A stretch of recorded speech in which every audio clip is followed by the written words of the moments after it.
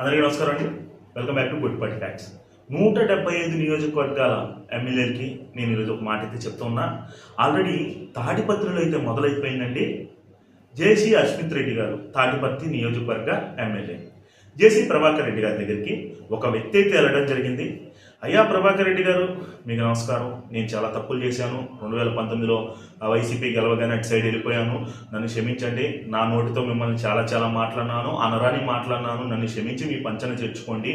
మీది చాలా పెద్ద మనసు కాబట్టి నన్ను మీ పంచన చేర్చుకొని మళ్ళీ నాకు ఇంతకుముందు వైసీపీలో ఉన్నప్పుడు ఏ పవర్స్ ఉండేయో అవన్నీ నాకు వచ్చేలా చేయండి అని చెప్పి అయితే అడగడం అయితే జరిగింది. ఆ మాట విన్న జేసీ ప్రభాకర్ రెడ్డి గారు, ఏందబ్బ్యా నీకు కావాలా పవర్స్, మా వాళ్ళు ఇస్తారులే అని చెప్పి అతని 2 కాళ్ళు చేతులు పట్టుకుని గోడ అవతల ఇసిరేశారంట. అది అంటే గోడ అవతల ఎందుకు వేశారు? వీళ్ళు గోడ మీద పిల్లులు కాబట్టి అధికారం ఇటు సైడ్ ఉంటే ఇటు సైడ్ దూకేస్తారు, ఇటు సైడ్ ఉంటే ఇటు సైడ్ దూకేస్తారు. కాబట్టి ఈరోజు జేసీ ప్రభాకర్ రెడ్డి గారు, మీరు చేసిన దానికి సెల్యూట్ చెప్తా ఉన్నా.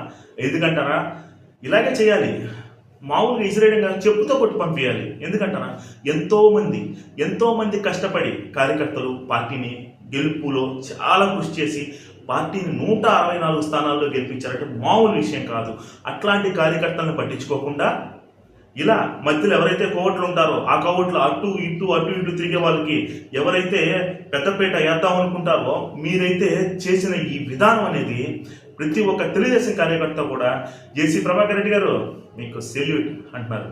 మీరు ఇలాగే కార్యకర్తలకి మంచి చేస్తూ ఇలాగే జంపింగ్ జిలానీల్ని ఒక్కసారి కాలుతో కొట్టి బయటికి ఇస్తారని చెప్పి నేనైతే మనస్ఫూర్తిగా కోరుకుంటూ ఉన్నాను.